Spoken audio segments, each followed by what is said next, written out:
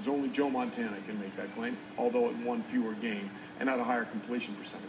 But as we now try and put a wrap on this Super Bowl championship run for the Baltimore Ravens, when you look back at it, what stands out to you? Well, I look just at the game or the Ravens specifically. If I looked at the Super Bowl itself, I mean, there's one thing that happened in the Super Bowl that has never, ever, ever happened, and we hope it never happens again. Power outage. And that's when the power went out. And that will trigger a bunch of things for people. Initially, when the power goes out, people will be thinking, San Fran will be, I mean, the Ravens will be one of them, go, boy, they had the ball, we had to control, everything was set.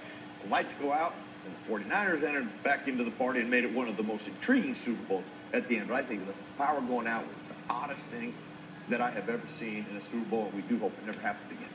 Yeah, for me, it was Joe Flacco making his case for being a lead quarterback, a lot like what we saw with Eli Manning. And when you look at it, he made a bet personally in terms of not taking the contract extension, and he bet on himself, and he won big. And what you find is that success does one of two things. It either makes a player feel more pressure or more confidence. And with Joe Flacco, it just seemed with the Denver game and that play, that was a sort of a coming-of-age moment, and then he was able to carry that over into the Super Bowl, and just impressive all the way around. Yeah, Mark Rypien also made that same bet with himself with the Washington Redskins in Super Bowl 26. He was a free agent, turned down a contract extension in the middle of the season, went on to win Super Bowl MVP when they beat the Buffalo Bills 37-24. Worked out pretty well for him, got a nice big contract. So now all eyes turn towards next year, and there are plenty of questions for the Ravens.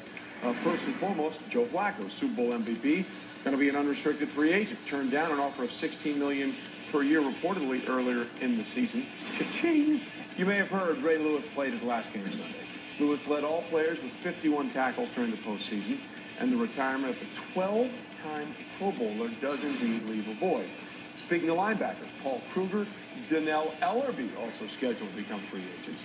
Kruger had a team-high 13.5 sacks this season, and Ellerbe trailed only Ray Lewis in their total tackles during the playoff run. And finally, what about safety Ed Reed? The 11-year vet made just over $7 million last season, and may be too expensive for the cap-thin Ravens. Remember, there was talk this offseason he might not come back for this year. I think he would say he made the right choice. Here's a more complete list of notable Ravens that could be hitting the market, along with Flacco, Reed, and Ellerbe and Kruger. What about left tackle Bryant McKinnie? Remember, he wasn't a Raven for a while at the beginning of the season, then they got that worked out. There's defensive back Kerry Williams. He remains unsigned. McKinnie took over at left tackle in the playoffs, and Williams had 3 interceptions after Lardarius Webb was lost for the season in Week 6.